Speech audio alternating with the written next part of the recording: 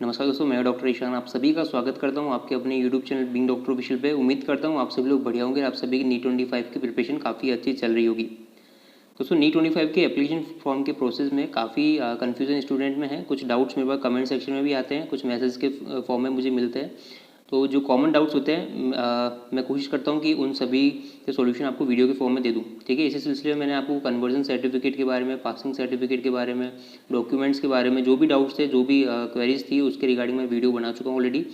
आज इस वीडियो में बात करेंगे क्वेश्चन पेपर मीडियम को लेकर के कुछ कन्फ्यूजन था स्टूडेंट में, डिटेल में यहाँ पर बात करेंगे।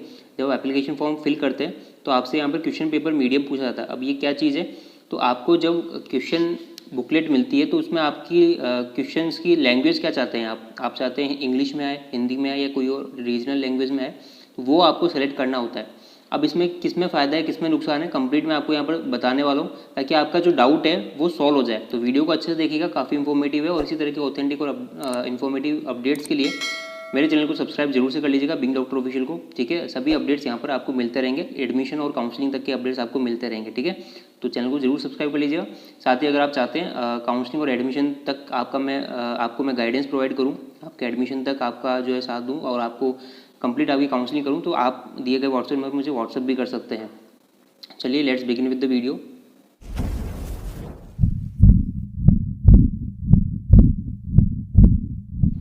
तो दोस्तों, यहाँ पर सबसे पहले आपको बताना चाहूँगा कि क्वेश्चन पेपर का मीडियम आप कितनी लैंग्वेजेस में सेलेक्ट कर सकते हैं, यानी कौन कौन सी लैंग्वेजेस आपको क्वेश्चन पेपर में प्रोवाइड की जा सकती है एनटी की तरफ से। तो यहाँ पर टोटल 13 लैंग्वेजेस हैं। इंग्लिश, हिंदी, असमीज़, बंगाली, गुजराती, मलयालम, कन्नड़, मराठी, उड़िया, तमिल, तेलुगु, उर्दू, पंजाबी, इन सभी 13 लैंग्वेजेस में आप अपना क्वेश्चन पेपर सेलेक्ट कर सकते हैं। अब एनटीए कहता है कि जब आप क्वेश्चन पेपर का मीडियम सेलेक्ट कर रहे हैं तो बहुत ही केयरफुली आप जो है चूज़ कीजिए, क्योंकि एक बार जब आपने चूज़ कर लिया, इसको बाद में आप चेंज नहीं कर सकते।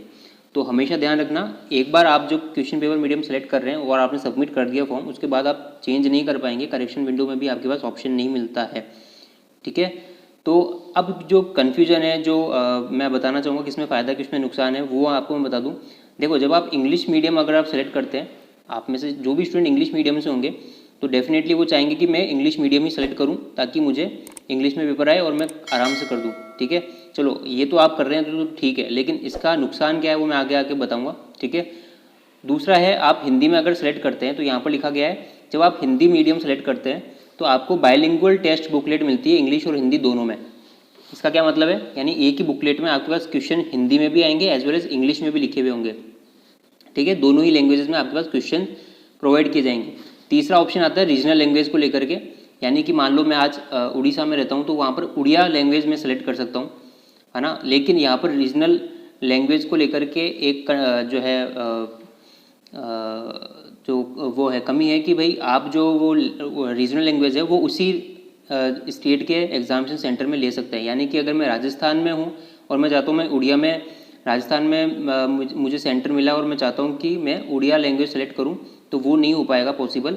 जहाँ आपका रेजिडेंट है, जब आपने एड्रेस डाला होगा, एड्रेस के अकॉर्डिंग आपको एग्जामिनेशन जो सेंटर का स्टेट है वो सेलेक्ट करवाया जाएगा। उसके बेसिस पे मान लो आज मैं उड़ीसा का सेंटर भर रहा हूँ, है ना। मैं रेजिडेंशियल जो है मेरा जो एड्रेस है, परमानेंट एड्रेस, वो मेरा उड़ीसा का है। उड़ीसा मैंने फिल कर दिया, एग्जामिनेशन स्टेट भी मेरा उड़ीसा में आ गया। अब लैंग्वेज जब मैं सेलेक्ट करूँगा तो वहाँ पर मेरे पास 3 ऑप्शन आएंगे, हिंदी भी आएगा, इंग्लिश भी आएगा और उड़िया भी आएगा। अब मेरे पास ऑप्शन रहेगा कि मैं या तो इंग्लिश सेलेक्ट कर लूँ, हिंदी सेलेक्ट कर लूँ, उड़िया। अब इसमें भी ये है कि जब आप उड़ीसा यानी उड़िया या फिर कोई भी अदर रीजनल लैंग्वेज सेलेक्ट करते हैं तो भी आपको इंग्लिश में और उस रीजनल लैंग्वेज में क्वेश्चन पेपर प्रोवाइड किया जाता है ना। उसमें कन्फ्यूजन मत रखना। काफ़ी सारे स्टूडेंट कन्फ्यूज हैं कि सर क्या हम रीजनल लैंग्वेज सेलेक्ट कर लेंगे तो हमें इंग्लिश में प्रोवाइड किया जाएगा? नहीं किया जाएगा, बिल्कुल किया जाएगा। English is always mandatory. ठीक है, क्योंकि क्या होता है, कई बार यहाँ पर लिखा हुआ भी है कि अगर कोई क्वेश्चंस में गड़बड़ हो जाती है, कोई गलती पाई जाती है, कोई मिस्टेक होती है एनटी की तरफ से, तो जो इंग्लिश वाला वर्जन है वो ही फाइनल और जो वैलिड माना जाएगा, है ना। तो अगर मान लो किसी रीजनल लैंग्वेज, मान लीजिए किसी क्वेश्चन में गलती है, तो जो इंग्लिश वर्जन है आपको वो भी चेक करना है क्वेश्चन पेपर में।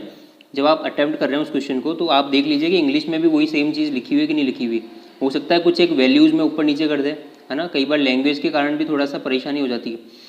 तो उसके कारण क्या है ना, जो इंग्लिश का जो वर्जन होगा, जो क्वेश्चन इंग्लिश में, जो डिटेल इंग्लिश वर्जन में प्रोवाइड की जाएगी, वही फाइनल आपके जो है आंसर की उसी के बेसिस पे बनाई जाएगी और उसी क्वेश्चन को ही फाइनल माना जाएगा इंग्लिश वाले वर्जन को। इसीलिए एनटीए हमेशा जब आप लैंग्वेज सेलेक्ट करते हैं, हिंदी या फिर अदर रीजनल लैंग्वेज, तो आपको इंग्लिश का भी ऑप्शन प्रोवाइड करता है, मैंडेटरी है। तो आप कंफ्यूज में मत रहना कि अगर मैं हिंदी सेलेक्ट करूँ या अदर रीजनल लैंग्वेज सेलेक्ट करूँ तो मुझे इंग्लिश में मिलेगा कि नहीं मिलेगा, बिल्कुल मिलेगा। ठीक है, ऐसा मैं इंग्लिश मीडियम वालों से भी कहूँगा कि अगर आप इंग्लिश मीडियम सेलेक्ट करते हैं तो आपके साथ नुकसान क्या है। देखो वैसे कोई नुकसान नहीं है, क्वेश्चन आपके सारे इंग्लिश में आएंगे, लेकिन जो फ़ायदा हिंदी मीडियम सेलेक्ट करने पे है कि आपको एक एक्स्ट्रा एडिशनल स्पेस मिल जाता है। एक क्वेश्चन के पास में हिंदी में लिखा हुआ होगा तो आप वहाँ पर क्वेश्चन सॉल्व कर सकते हैं।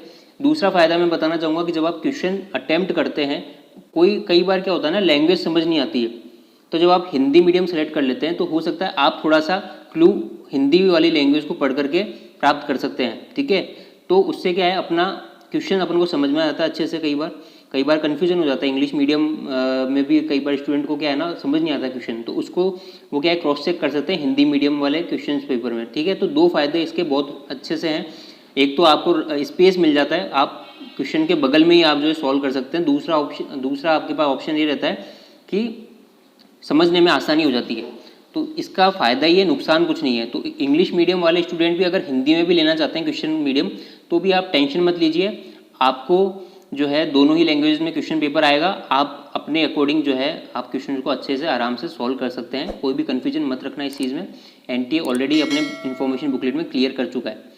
तो आई होप ये जो डाउट था क्वेश्चन पेपर मीडियम को लेकर के आपका सॉल्व हो गया होगा। फिर भी कोई अगर क्वेरी है तो आप उसे कमेंट सेक्शन में पूछ सकते हैं। ठीक है, that's it for today's video बच्चों। मिलते हैं नेक्स्ट वीडियो में नए अपडेट के साथ में, तब तक के लिए जय हिंद, टेक केयर।